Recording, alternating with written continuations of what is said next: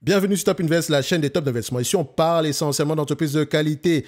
Alors, on va commenter les résultats de Estée Lauder. Qu'est-ce que moi j'ai compris après la lecture des rapports financiers et l'écoute des conférences call concernant Estée Lauder? Il me semble que la dernière vidéo sur Estée Lauder, on était à peu près un prix aux alentours de 110, 116 dollars par là. Si tout se passe bien. Mais attention, on avait également parlé du dividende. Je vous rappelle cette vidéo-là. Ce sont les deux. Prenez les deux dernières minutes. C'est une vidéo de plus de 20 minutes ici. Et les deux dernières minutes ici, on parlait de dividende tantôt. Je disais, je pense que j'avais tantôt mentionné, j'avais utilisé un langage fleuri comme tantôt. Attention, donc je ne vais pas avoir tendance à répéter ici. Juste les deux dernières minutes. Et donc, je disais tantôt ici que ce serait une bonne chose que l'entreprise réduise ce dividende-là. Ou bien le coupe complètement.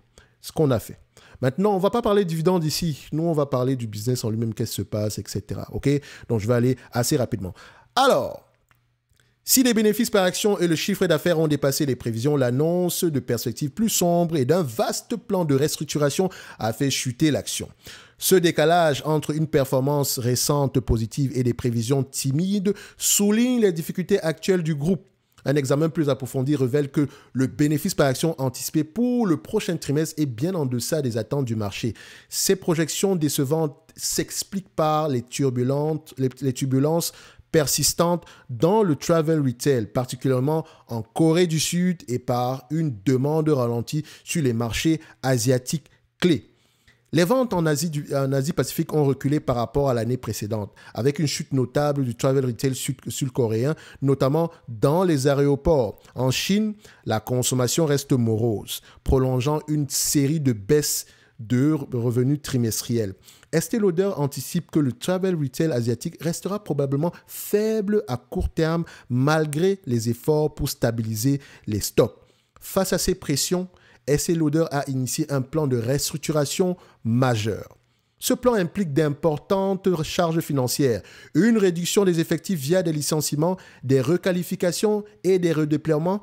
Des mesures d'économie additionnelles sont également déployées, incluant des ruptures de contrats et des dépréciations d'actifs. Autant vous le dire, ça va faire mal. Les prochains trimestres, ça va faire très très mal. Parallèlement, Estée Lauder met en œuvre une transformation stratégique nommée Beauty machin. J'arrive pas à prononcer ce truc-là, mais je vous laisse aller voir qu'est-ce que ça inclut, ok, notamment pour ceux qui sont intéressés par cette compagnie. Donc, cette initiative comprend plusieurs axes. Expansion des canaux de distribution, avec une présence accrue sur Amazon, réduction de la dépendance au travel retail au profit de circuits plus stables, investissement dans l'innovation produit sur une gamme de prix élargie pour séduire une clientèle plus diverse. Ça veut simplement dire ici que on va essayer d'aller regarder ceux qui ont généralement ici le frein à main dans les poches, ok? Donc, histoire ici de pouvoir... on va jouer sur toutes les gammes de prix ici. OK? Ça peut être une bonne chose comme une mauvaise chose. Après, l'avenir nous dira à peu près si c'est bon ou pas. Et enfin, intensification des efforts marketing pour gagner en compétitivité face aux nouvelles marques. Et surtout, on parle de Health Beauty. C'est étonnant de voir la performance de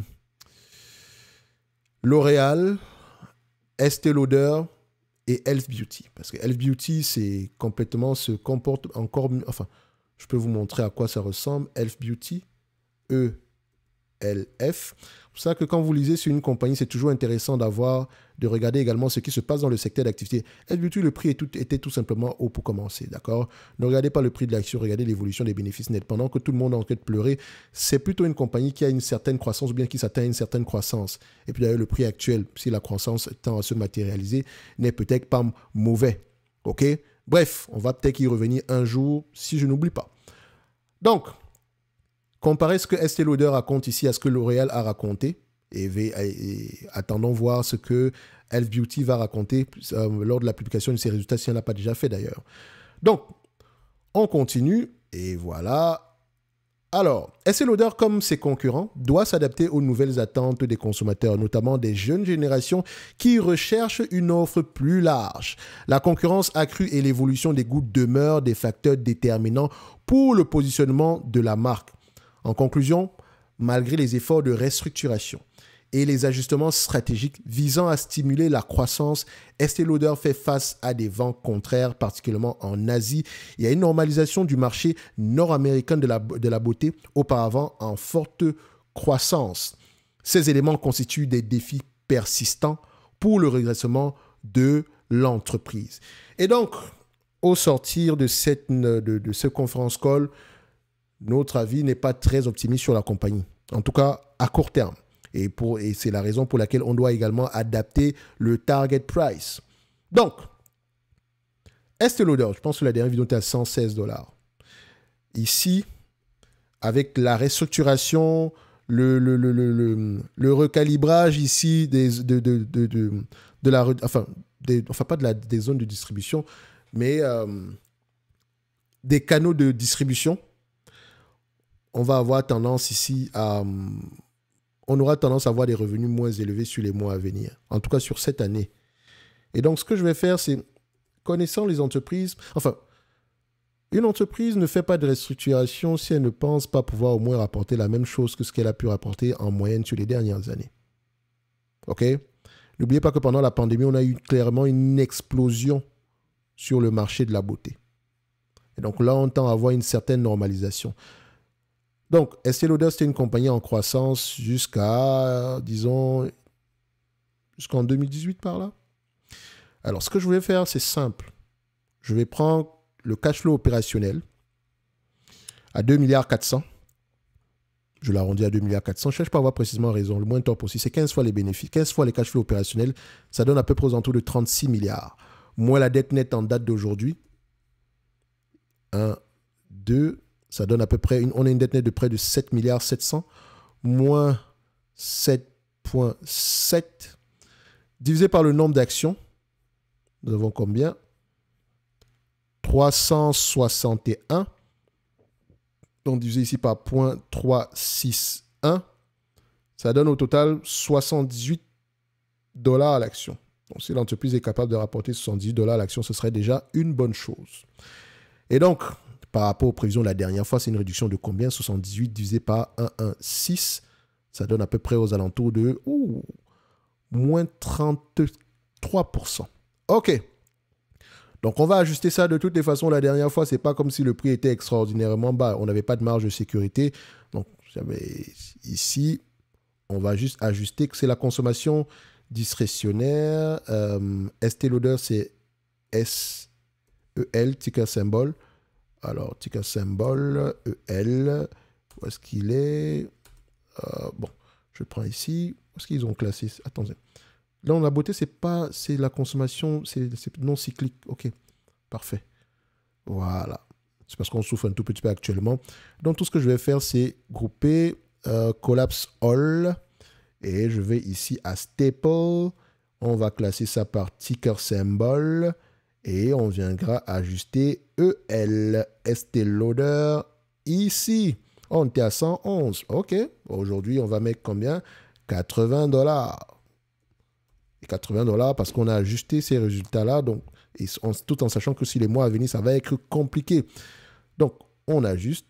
Ça donne à peu près combien? Voilà. Une sous-évaluation ici. Voilà, ça vaut ce que ça vaut. Hein. Comme je dis toujours ici, il est toujours préférable de lire les rapports financiers parce que quantitativement, vous pouvez avoir un avis positif, mais après avoir lu les rapports financiers, ça vous force à voir des multiples un peu moins, à être moins optimiste. OK? C'est la raison pour laquelle je préfère maintenant faire des vidéos après avoir lu mes rapports financiers. Ce qui demande ici de faire moins de vidéos, mais au moins, on parle de quelque chose qu'on a déjà regardé au-delà des chiffres. Comme ça, les chiffres, ça devient plus facile d'apprécier ces chiffres-là. OK? Donc, Estée Lauder, $80 à l'action. Également, le fait qu'on réduise le dividende, c'est une bonne chose. Si on pouvait même le couper totalement, ce serait mieux. En tout cas, on verra ce que ça va donner ici dans le futur. Pour moi, je reste toujours sur les lignes de côté. D'accord? De toute façon, quand vous comparez entre Estée Lauder et si vous devez acheter, L'Oréal est toujours mieux que Estée Lauder dans tous les cas de figure, mieux géré, etc. Donc, il n'y a même pas photo par rapport à ça. Ça, ce n'est que mon avis. Donc, un like, un abonnement, un commentaire, ça fait toujours plaisir. N'oubliez pas, les notes d'analyse, vous pouvez les retrouver dans le service Top Premium, notamment sur les entreprises qui nous intéressent, c'est-à-dire que je lis les rapports financiers, j'écoute des conférences calls et je vous présente une entreprise et on continue à faire le suivi tant que le scénario d'investissement de départ reste toujours d'actualité. On a quand même de très belles entreprises, mais également ça ne veut pas dire qu'on a toujours raison. Le but ici n'est pas d'acheter aveuglement, mais de lire ces rapports financiers et poser des questions qui vous perturbent un tout petit peu, vu qu'on sera deux à avoir lu les rapports financiers. Ok, ça vous permet ici d'investir avec conviction. C'est pour ça que je ne promets aucun rendement. La seule chose que je promets d'ailleurs, c'est de pouvoir récupérer nos sommes de départ sur 5 ans. Donc, ne pas perdre d'argent. Ça, c'est la première chose. Maintenant, ceux qui 20%, 15%, ah non, non, non. Ça, je ne sais pas à quoi ça va ressembler demain. C'est pour ça qu'on fait le suivi des différentes entités, parce que le raisonnement de départ peut changer. D'où l'importance de faire un suivi. Vous avez également les notes d'analyse qui viennent avec. Vous pouvez poser également des questions d'ordre quantitatif, Thierry, analyse telle ou telle compagnie, et on le fait. Et également, vous avez la possibilité, je pense que ça vient avec le pack du débutant, qui bien comment lire les rapports financiers, comment lire les états financiers, ok, et comment analyser une rate. Ça, ce qui fait, c'est une partie du programme d'accompagnement ici. Et donc, ça vous intéresse, c'est en description de la vidéo, d'accord? Pendant que vous savez sur cette page-là, abonnez-vous à la Top Newsletter, parce qu'on a partagé dernièrement ici un document pour le secteur ici de la consommation non cyclique. C'est vrai qu'on n'a pas touché le secteur de la beauté, mais de manière générale ici, voilà, ça peut toujours servir pour d'autres segments d'activité. Bref, si ça vous intéresse, c'est ce genre d'éléments qu'on partage également dans la Top Newsletter. Et nous, on se donne rendez-vous sur la prochaine vidéo. Courage à ceux qui ont du Estée Lauder. C'est la loi de la bourse. Le stock picking n'est pas facile. C'est la raison pour laquelle on fait le suivi. Et si la thèse d'investissement de départ n'est plus d'actualité, bye bye.